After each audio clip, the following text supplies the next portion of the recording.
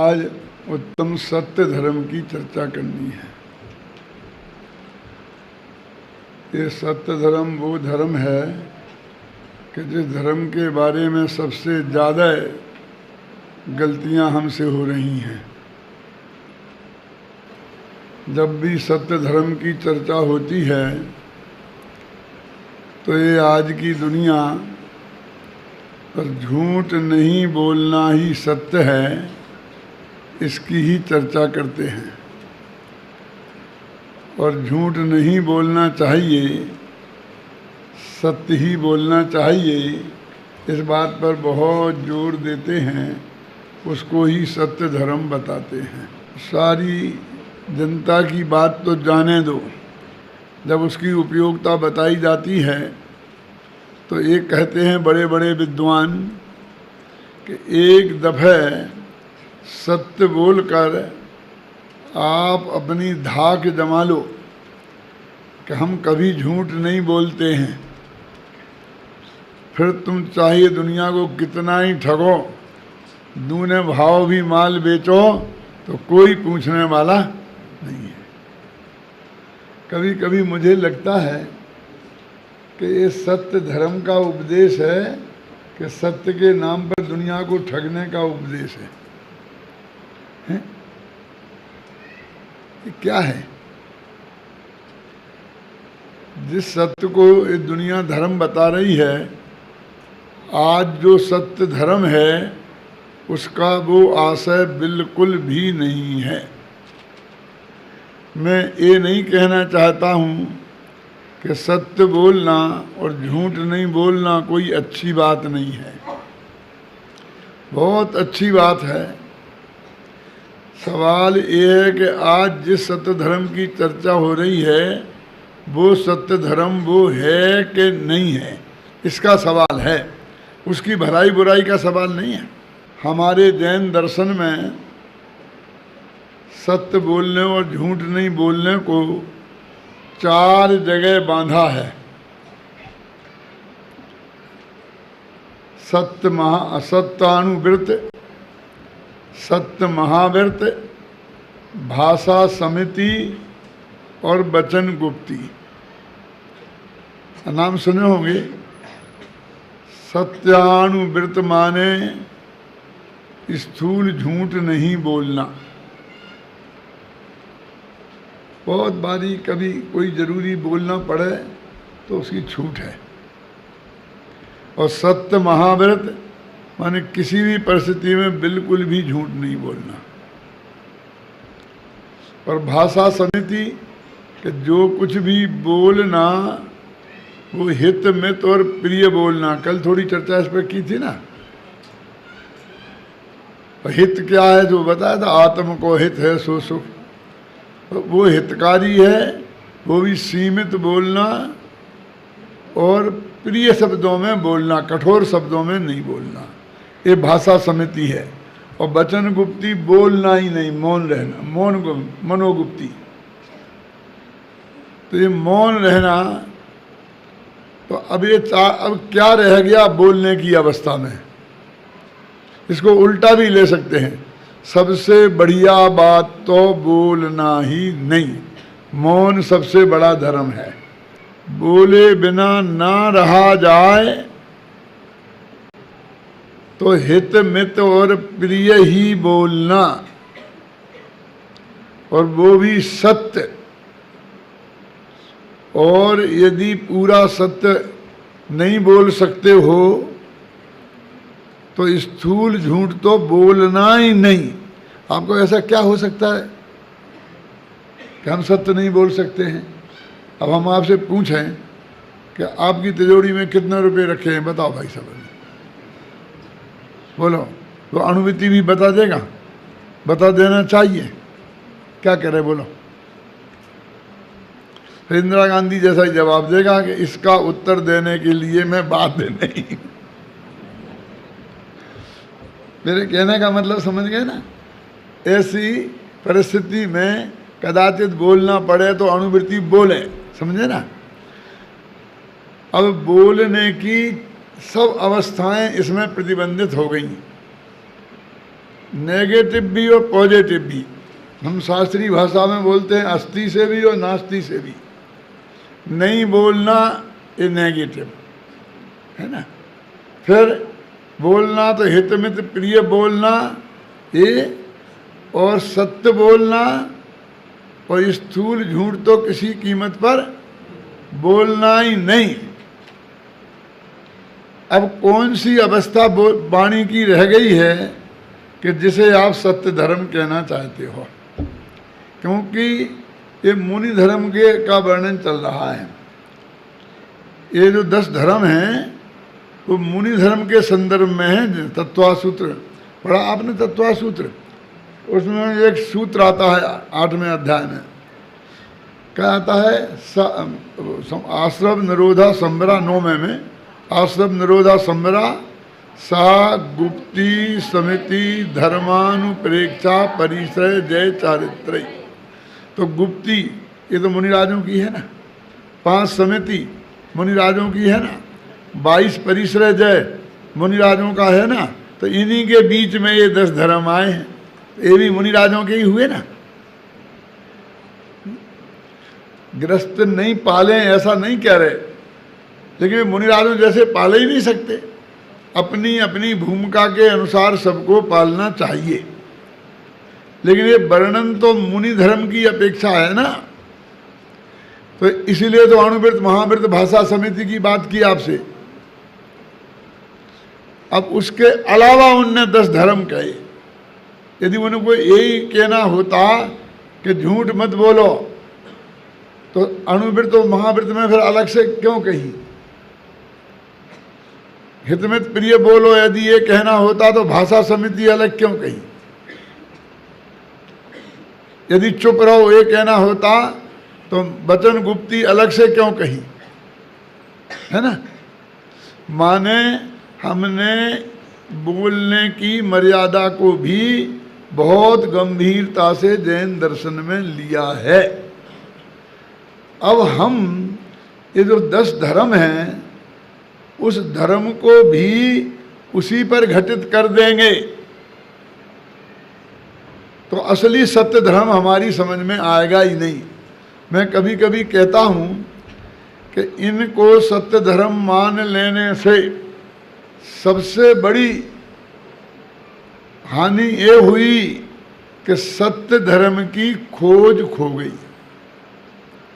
महात्मा गांधी ने भी लिखा है ट्रुथ इज गॉड, सत्य जो है वो ईश्वर है। उनने सत्य बोलने को सत्य नहीं कहा, है ना। ट्रुथ इज गॉड, सत्य एक ईश्वर है। सत्य धर्म ऐसी महान चीज है कि जिसके आश्रय से ये आत्मा परमात्मा बनता है। सत्य बोलने से आज तक कोई परमात्मा नहीं बना। क्यों? बोलना बंद करने की अवस्था में परमात्मा बनता है। बनता है कि नहीं बनता है? कि सत्य अणुवृत्त और सत्य महावृत्त धर्म है कि नहीं है? मुझसे क्या पूछते हो? तत्वासूत्र देखो, तत्वासूत्र में इन दोनों का वर्णन आश्रव अधिकार में किया है। जानते हैं? 7वां अधिकार है आश्रव का।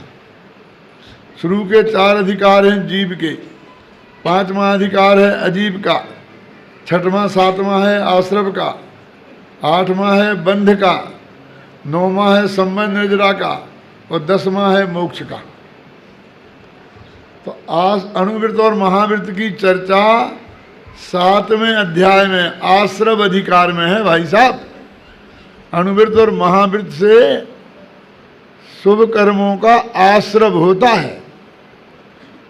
कर्म आते हैं, कर्म खपते नहीं हैं, जाते नहीं हैं, समझे। और गुप्ती और समिति को संवर अधिकार में लिया है।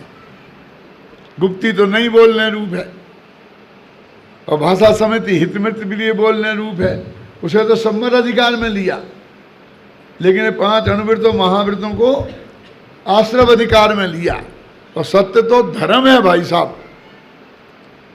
एक दफे हमें ये निर्णय करना पड़ेगा कि ये सत्य धर्म जिन्हें हम कह रहे हैं वे सत्य धर्म नहीं है। इससे ये लाभ होगा कि हमारे सत्य धर्म की खोज शुरू हो जाएगी। ये अपराधी होते हैं ना, कि किसी की हत्या करना होती है तो ऐसा इंतजाम करते हैं कि जो पिस्तौल ले जाएंगे ना, वो किसी बहाने से उस पर आपके हाथ में पकड़ाएंगे उसे, जिसमें आपके हाथ के निशान हो जाएं, और फिर खुद वो मोजा पहनेंगे रबड़ का और उस पिस्तौल को उससे पकड़ेंगे, आपके निशान हैं। क्यों? फिर ऐसी परिस्थिति पैदा करेंगे कि सबकी पुलिस वालों की शक आप पे ही जाए, वो मार जाएंगे। क्यों? क्योंकि हत्यारे की खोज हो और हत्यारा नहीं मिले तो खोज जारी रहेगी, फाइल खुली रहेगी, तो वो कभी ना कभी पकड़ा जाएगा। इसलिए चाहता है कि इस अपराध में कोई अपराधी पकड़ा जाए, उसे सजा हो जाए, वो फांसी पे चढ़ जाए, फाइल क्लोज हो जाए, तो मैं हमेशा के लिए सुरक्षित हो जाऊं। ख्याल नहीं ना? क्योंकि अब तो अपराधी पकड़ा ही गया है। तो ऐसे ही सत्य धर्म की खोज चालू थी, और जो सत्य धर्म नहीं था उसको हमने सत्य धर्म मान लिया। अब उसका प्रतिपादन करने लग गए, उसका पालन करने लग गए, और अपने को सत्य धर्म का पालन करने वाला मान लिया। बस अब असली सत्य धर्म की खोज ही बंद हो गई। समझे ना? आप कहोगे इसमें हानि क्या हुई? हमने झूठ बोलना बंद कर दिया और सत्य बोलना चालू रखा, तो इसमें तुम्हारा बिगड़ क्या गया? तुम तो धर्म नहीं है, धर्म नहीं है, धर्म नहीं है ऐसा क्यों कह रहे हो? अरे भाई, हमें कब कह रहे हैं कि धर्म नहीं है? देखो मैं आपसे बोलता हूं, जरा अपन विचार करें गंभीरता से। कह जी सत्य बोलना धर्म है ना, तो सिद्ध भगवान में सत्य धर्म है कि नहीं है? वे सत्य तो बोलते ही नहीं, क्योंकि बोलते ही नहीं तो सत्य झूठ का सवाल क्या है? तो सत्य धर्म है कि नहीं है? बोलो। अब सत्य बोलना यदि धर्म है तो सिद्ध भगवान के वो नहीं रहेगा, और सिद्ध भगवान के तो सभी धर्म हैं जो असली धर्म है ना? आप समझे? आप कहोगे भाई साहब सत्य बोलना धर्म नहीं है, झूठ नहीं बोलना धर्म है। कोई बात नहीं है, यही सही। यदि झूठ नहीं बोलना धर्म है तो एक इंद्रिय जीव, निगोदिया, ये पेड़ पौधे, ये जल, अग्नि, वायु, ये बोलते नहीं हैं। बोलते ही नहीं है तो झूठ क्या बोलेंगे? तो झूठ नहीं बोलते तो सत्य धर्म के धारी हो गए। तैयार हो? यहां तो ये लिखा है कि सत्य धर्म सम्यक दृष्टि कोई होता है, और एक इंद्रिय में तो सम्यक दृष्टि कोई होता नहीं। बोलो, सत्य बोलना धर्म है तो सिद्धों में सत्य धर्म नहीं रहेगा, मूक केवलियों में सत्य धर्म नहीं रहेगा। वे मुनिराज जो मौन से रहते हैं बाहुबली जैसे, उन मुनिराजों को सत्य धर्म नहीं रहेगा। और झूठ नहीं बोलने को धर्म कहोगे तो कुत्ते बिल्ली जो भी बोलते ही नहीं है ना, एक इंद्री से लेके श्रेणी पंचेंद्री तक त्रिंच सब, वे सब सत्य धर्म के धारी हो जाएंगे। लेकिन ये दोनों ही नहीं है। इससे मालूम पड़ता है न सत्य बोलना धर्म है और न झूठ नहीं बोलना धर्म नहीं है। ये गलती हुई कैसे? सत्य आत्मा का धर्म है और वाणी पुद्गल की पर्याय है। भाषा वगैरह का काम है, तो आप जानते हैं। अब हमने आत्मा के धर्म को पुद्गल की पर्याय में खोजा, तो कैसे मिलेगा? यहाँ अभी बोल रहे थे मनीष के बहुत बहुत होशियार लोग बैठे हैं यहाँ पर। क्यों? तो एक छोटा सा प्रश्न पूछूं, कोई होशियार से होशियार आदमी हो जो इतना होशियार हो कि 100 पाड़े खड़े कर दें, उनमें से एक पड़िया छांट दे। प्रश्न समझ में आया कि नहीं आया? पाड़ा तो समझते हैं कि नहीं समझते हैं? भैंस के बच्चे को पाड़ा कहते हैं, पड़ा पड़ा, अच्छा पड़ा 100 पड़ा खड़े कर दें तो उनमें से एक पड़िया खोज लाए, कि उसमें है ही नहीं तो पड़िया मिलेगी कहाँ? कितना ही होशियार हो खोजने वाला। तो जिसमें सत्य धर्म है ही नहीं और वहां तुमने सत्य धर्म मान लिया तो गजब हो गया ना। तो पहले हमें ये समझना पड़ेगा कि जिसको हमने सत्य धर्म माना है वो सत्य धर्म नहीं है। तो फिर हमारी खोज शुरू होगी कि सत्य धर्म क्या है। यदि नहीं मिला हमें तो बोलो क्या करें? तो हम दोनों ही दीन से जाएंगे कि हमने जिसको सत्य धर्म माना था वो भी हाथ से चला जाएगा और वो भी नहीं मिलेगा।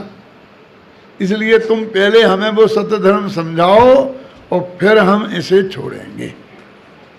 मैं आपसे पूछता हूं, किसी बहन का पति खो जाए और मिले नहीं, बहुत खोज करें और वो नहीं मिले तो किसी दूसरे को पति माना जा सकता? असंभव है ना। क्या करेंगे? जरा गंभीरता से विचार करो आप। वो सुग्रीव की कहानी है ना, तारा की।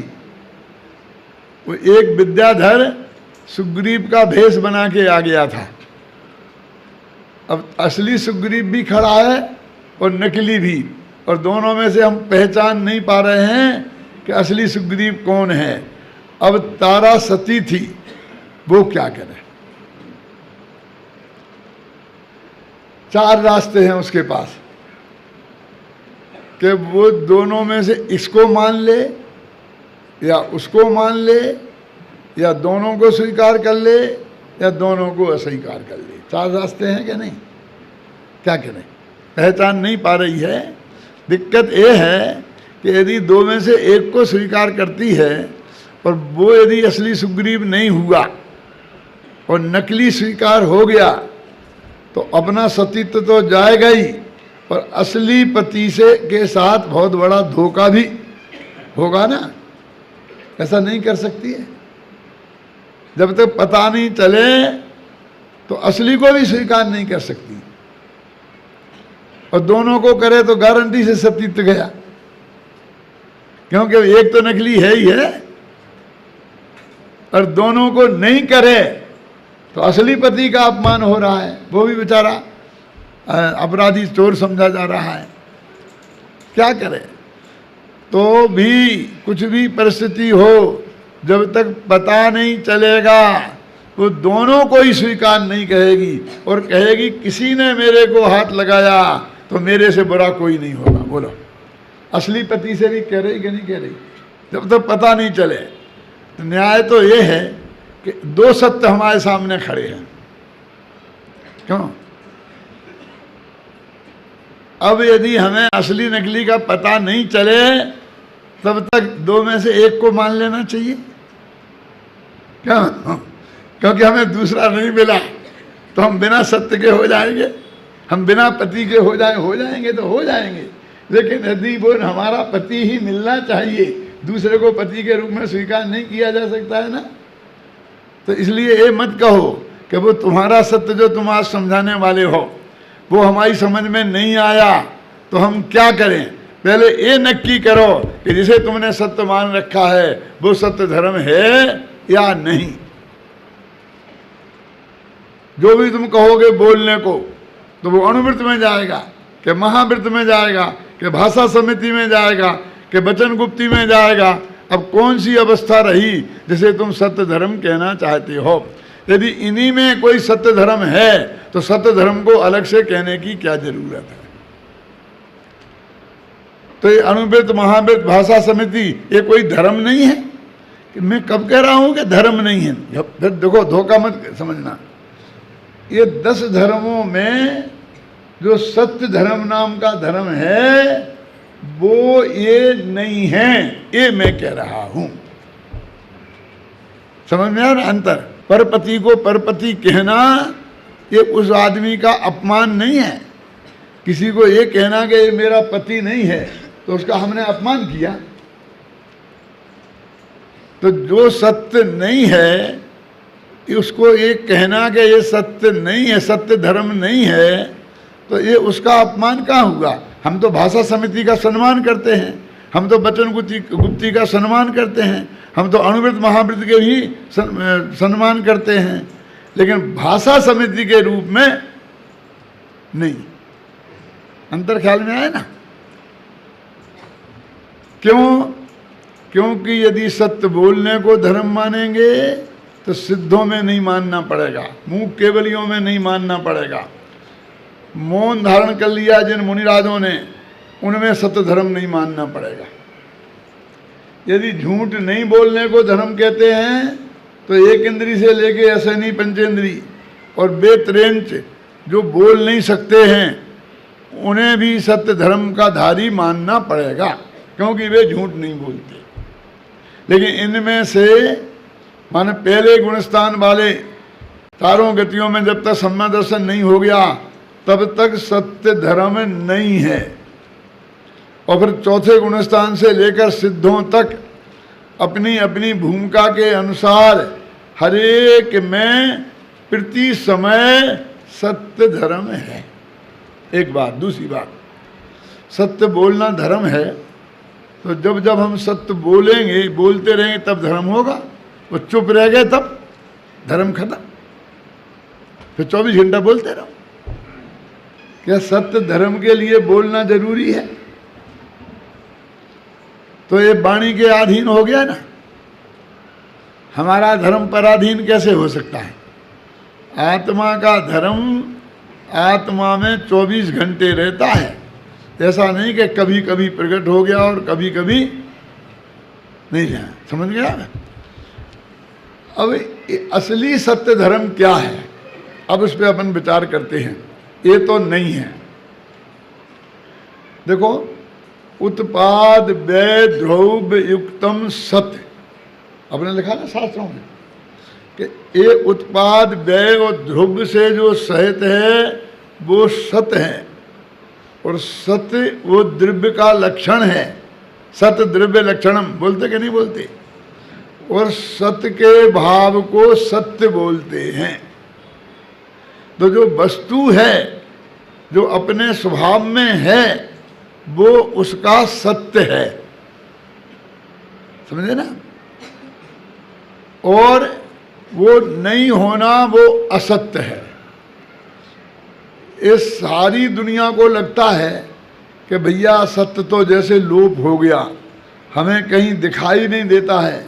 नागपुर के इस कोने से उस कोने में पूरे बाजार में चले जाओ तो जहाँ देखो जहाँ असत्य का ही साम्राज्य दिखाई देगा, सत्य कहीं दिखाई देता ही नहीं है, लोप हो गया। और मैं कहता हूँ असत्य कहते ही उसे हैं कि जिसकी लोक में सत्ता ना हो। असत्य, समझ गए ना? ना जिसमें उत्पाद है, ना व्यय है, ना द्रव्य।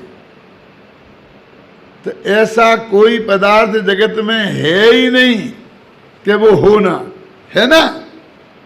इसलिए कहीं भी असत्य है ही नहीं।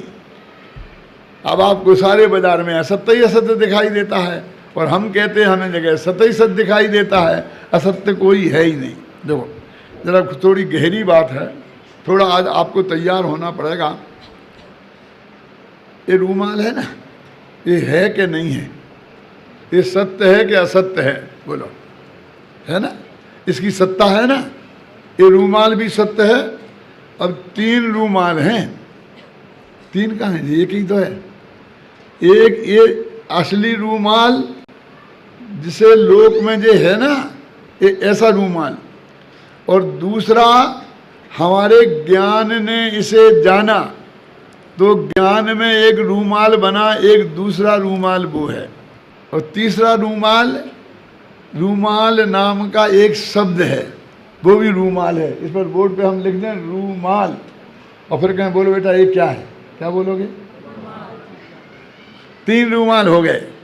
एक ये असली पदार्थ, एक इसे जानने वाला ज्ञान, और एक कहने वाला शब्द। एक घड़ी है, घड़ी भी तीन है। एक घड़ी नाम का पदार्थ, एक घड़ी नाम का शब्द और एक घड़ी नाम का ज्ञान। तीनों की सत्ता है ना। वो ज्ञान की भी सत्ता है, शब्द की भी सत्ता है और पदार्थ की भी सत्ता है। असत्य तो नहीं है ना कहीं। और देखो अभी आला सत्ता आता है। देखो ये रूमाल है, क्या क्या झूठ बोल रहा है? क्यों क्यों बता रहा हूं घड़ी और बोल रहा हूं रूमाल, तो ये कहाँ असत्य आया? घड़ी में आया कि वाणी में? घड़ी तो घड़ी है, वो तो नहीं बदली, इसकी सत्ता तो है। कहाँ गड़बड़ हुई? वाणी में और हमारे ज्ञान में। हमने ज्ञान में इसे रूमाल जाना। तो झूठ या तो ज्ञान में होता है या वाणी में होता है। वस्तु में आज तक झूठ ने प्रवेश किया ही नहीं। एक घड़ी घड़ी रही और रूमाल रूमाल रहा। तो वस्तु में कहाँ झूठ है बोलो? ये झूठ तो काय में आया? वाणी में या जानने वाले ज्ञान में। ये हमारा महाभाग्य है कि वस्तु में झूठ ने प्रवेश नहीं किया। यदि कर गई होती तो फिर बहुत दिक्कत हो जाती। एक क्षण में घड़ी रूमाल बन जाए और रूमाल घड़ी बन जाए, फिर हम क्या करें? नक्की हो गया ना कि वस्तु में झूठ नहीं है, ज्ञान में या वाणी में है। तो जहाँ झूठ हो वहाँ खोजना चाहिए ना, उसे मिटाना चाहिए ना वहाँ। तो ठीक किसको करना है? वाणी को, ज्ञान को। और हम ठीक किसे करना चाहते हैं? वस्तु को। हम कहते हैं मेरे मुँह से रूमाल निकल गया, अब किसी तरकीब से इसे रूमाल बना दो, नहीं तो मैं झूठा सिद्ध हो जाऊंगा। क्यों? ऐसी कहानियाँ भरी पड़ी हैं हमारे शास्त्रों में, घबराना नहीं। मैंने आप कुछ भी कहो, एक कहानी लिखी है ना, किताब है तुम लोगों के पास? उसमें सबसे पहली कहानी है। एक मुनिराज थे, तो दुर्भाग्य से उनको सारे शरीर में कोढ़ हो गया था। एक नगर में आए, सही घटना है पौराणिक।